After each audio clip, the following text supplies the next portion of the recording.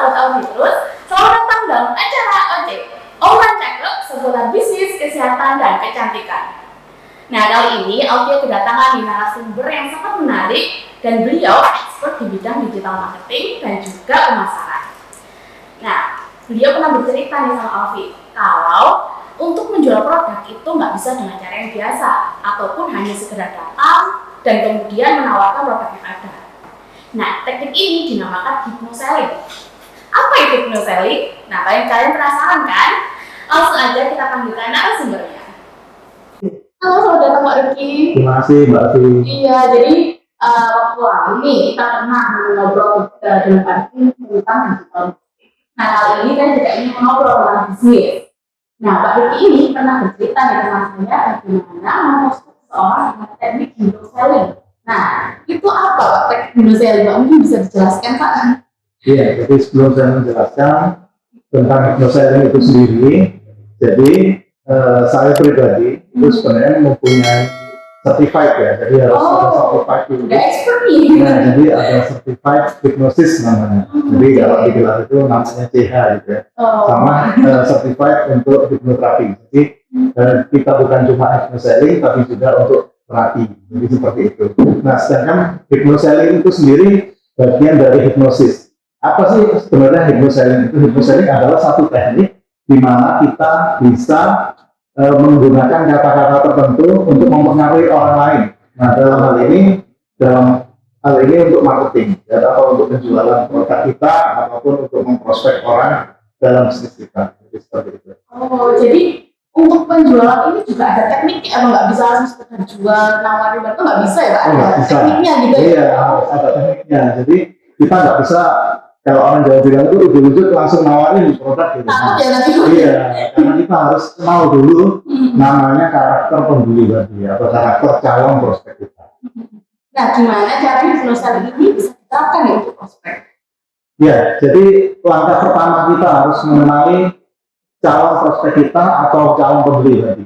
Ada 5 karakter pembeli yang harus dikenali. Yang pertama, jadi tapi produknya itu bisa diterima, yaitu masuk kategori yang mana? Jadi orang beli itu karena 5 hal. Yang pertama, orang beli itu karena lagi diskon. Lagi itu orang pasti beli produknya. Terus yang kedua, mungkin karena harganya biasanya apa namanya 100.000 misalnya. Nah, sekarang 50.000 karena lagi sale itu orang akhirnya beli. Terus yang kedua, karena dia lagi butuh. Contoh misalnya saya mau mandi, saya butuh sabun. Nah, saya mau beli sabun. Jadi seperti itu. Kemudian yang ketiga, karena barangnya unik. Nah, misalnya biasanya bentuknya bulat. Nah, ini sekarang bentuknya kotak nih. Iya. Yang keempat, mungkin karena faktor suka. Ya, karena yang nawarin misalnya Mbak Alfi misalnya, saya beli gitu. Meskipun mungkin karena terpaksa. Dan yang terakhir, nah ini yang unik. Nah, yang unik itu yaitu ini nanti yang digunakan dalam teknik hypnoselling tadi. Yaitu orang ini tidak butuh, barangnya tidak unik, harganya lagi nggak diskon, dan yang nawarin pun juga kenal. Nah, jadi iya ini yang disebut dengan faktor X. Nah, faktor X inilah yang kita gunakan dalam teknik hypnoselling. Oke, nah kadang nih Pak kalau misalkan jualan nih kan ya takut ditolak. Nah, gimana caranya biar ditolak nih Pak? Iya, jadi kita harus punya karakter dulu. Ada 3 karakter yang harus kita miliki. Yang pertama kita harus percaya diri dong. Nah, kalau kita menawarkan dengan kepercayaan diri yang tinggi, otomatis orang itu akan melihat, oh ya betul ya, orang ini sendiri dia yakin sama produknya. Kalau kita tidak yakin, orang itu mau beli, waduh ini kira-kira beneran nggak? Oh dia sendiri nggak yakin. Nah, jadi itu salah satunya. Terus yang kedua, kita ada satu teknik namanya mirroring. Mirroring itu apa? Ya, kalau kita melakukan hypnoselling, kita harus tahu dulu rules model kita itu siapa. Nah, jadi di mirroring itu kita melihat di kaca, kita latihan ngobrol di depan kaca seperti itu, ya simulasi. Karena kebanyakan kita ini suka ngobrol dengan orang yang setipe. Ya, jadi misalnya orang itu suka bola, kita pasangannya pasti suka bola. Nah, sama-sama suka bola, tapi dia mungkin suka klub Manchester misalnya, Manchester United. Nah, satunya Manchester City. Nah, agak akan nyambung. Nah, supaya nyambung gimana? Kita menyamakan gelombangnya dulu. Jadi orang yang kita ajak bicara ini sehingga senang. Gitu. Dan yang terakhir, yaitu kita melihat rules model kita siapa. Artinya gini, kita kan punya guru atau pernah ikut seminar atau kita mengikuti pelatihan hypnoselling ataupun yang sejenis itu. Nah, itu coach kita siapa? Orang yang sukses di situ siapa? Misalnya di bisnis Ausitrus ini, nah ada namanya Mbak Fani misalnya. Nah, kita bisa berlatih dengan beliau. Bagaimana cara beliau melakukan prospecting? Jadi seperti itu. Oh, jadi latihan dulu. Latihan dulu. Betul. Ya. Nah, kalau misalkan udah tahu nih latihan, nggak punya mentor, dan no goals, tapi ternyata orang tuh kayak, oke aku mau, tapi aku ragu. Nah, cara biar, yaudah mau aja gitu gimana biar ya aku gitu loh, calon pembelinya. Oke, jadi kita harus menguasai produknya dulu. Saya kasih contoh, saya pernah punya pengalaman, waktu itu saya memasarkan beberapa produk ya, yang ada unik produknya. Nah, boleh saya sebutkan seperti ini. Jadi yang saya pasarkan itu pertama sendal tinggi badan. Nah, yang kedua pisau dapur. Nah, kemudian yang ketiga mainan anak-anak. Kemudian ada lagi beberapa produk termasuk lipstick. Nah, bagaimana cowok nawarin lipstick? Namanya biasanya itu juga kita nggak perlu khawatir bagi Anda yang laki-laki di sana ya. Jadi kita bisa menggunakan teknik hypnoselling ini untuk closing. Jadi seperti itu. Nah, di salah satunya bagaimana kalau orang itu sudah menolak di awal. Nah, saya pernah datang ke satu tempat, waktu itu saya melakukan percobaan ya, untuk door to door istilahnya. Door to door itu saya melakukan percobaan, di situ saya ketemu satu rumah, yang ketika saya ketuk itu, orangnya langsung ngomong, oh mas, saya tidak akan membeli. Nah, berarti kan dia sudah menolak. Nah, apa yang harus kita lakukan? Saya katakan, saya tidak menjual. Ya, kalau kita jualan, otomatis dia akan menjawab tidak membeli. Nah, karena saya ngomongnya saya tidak jualan, terus ngapain Anda? Saya hanya presentasi, mengenalkan produk. Masalah Anda nanti tidak beli nggak masalah, karena saya memang tidak jualan. Nah, tugas saya di sini adalah menjelaskan lagi. Nah, di satu sesi ini, nah, karena sudah mengatakan bahwa saya tidak jualan, nah nggak ditolak kan, disuruh masuk, disuruh duduk. Yang dilakukan apa? Yang dilakukan adalah si calon tadi, prospek tadi, itu menanyakan, masnya bawa produk apa sih? Nah, disitulah kita mulai menjelaskan. Nah, yang paling penting di sini adalah kita harus menguasai produknya dulu. Kalau kita nggak menguasai produknya ya agak susah. Jadi waktu itu yang saya tawarkan adalah sendal tinggi badan. Ini sebagai contoh saja. Nah, Mas tadi itu bertanya kepada saya, Mas ini produknya sendal tinggi badan, gimana caranya bisa meninggikan badan? Nah, mau tidak mau kan kita harus menguasai produknya ini dulu.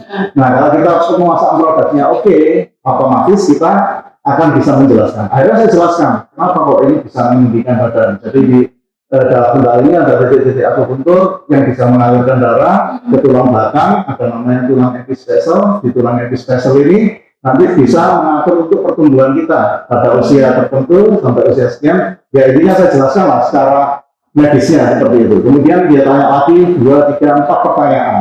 Nah, sampai di 4 pertanyaan, kemudian ada satu statement yang cukup menarik dari orang tadi. Nah, orang tadi itu mengatakan bahwa, Mas, tadi saya nggak berminat dengan produk ini. Nah, kebetulan saya ini dokter spesialis saraf. Loh, saya kan nggak tahu kalau bicara tadi. Nah, ternyata dokter spesialis saraf. Dan yang Mas jawabnya betul semua. Nah, sehingga betul, jadi pemasangan produk dengan kita menjelaskan sesuai yang istilahnya ilmiahnya.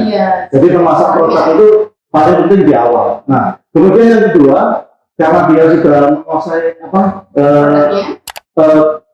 saya kuasai tadi, istilahnya dalam hal hypnoselling tadi. Nah, otomatis akan menanyakan harga. Nah, jadi iya masuk bisnisnya. Nah, disitulah kita harus melipat gandakan. Nah, jadi gini, contoh misalnya harga sendal tadi, misalnya 100.000 ini harganya 100.000 gitu ya. Nah, tapi saya gandakan menjadi 200.000. Nah, ini salah satu teknik juga. Jadi kita kalau jual, betul, kita kalau prospek gitu ya. Orang kan kadang mau join. Anda mau join 1 apa 3 gitu. Nah, kita jangan ngomong join 1 atau 3, tapi Anda mau join 3 basic atau 7 basic. Ya, apes-apesnya nanti nilainya salah 1 basic. gitu. jadi Oke. jadi seperti itu. Jadi kalau kita 3 apa 1, oh Ya, enggak dari dulu kecil lah. gitu. Iya, iya. Oh. Jadi ada kemungkinan seperti itu. Oke, ini bisa ditiru nih yang biasanya gitu kan, karena kadang anak nanti ditawarin mahal malah nggak mau gitu kan. Iya. Biasanya orang biasanya kayak gitu ya, Pak. Betul. Jadi malah justru ini dihalin dulu biar nanti Dihalin. ada yang murah dikasihkan baru kan Iya. kita mepet lah ya. Betul. Oke. Nah, terus kalau dari hipnosis ini sendiri itu apakah hanya dari lisan atau dari gestur body language atau Betul. Jadi ada juga gestur body language kita itu juga berpengaruh. Contoh misalnya kita menjelaskan sambil kita mainan hitung. Nah, jadi seperti ini. Ini menunjukkan satu apa ya, gestur bahwa dia itu sebenarnya lagi bohong.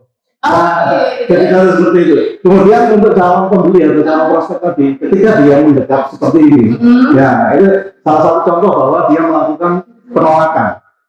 Nah, bagaimana kalau supaya dia ini sudah tahu nih, wah orang ini sudah bisa kita istilahnya closing. Nah, itu akan menirukan gerakan kita.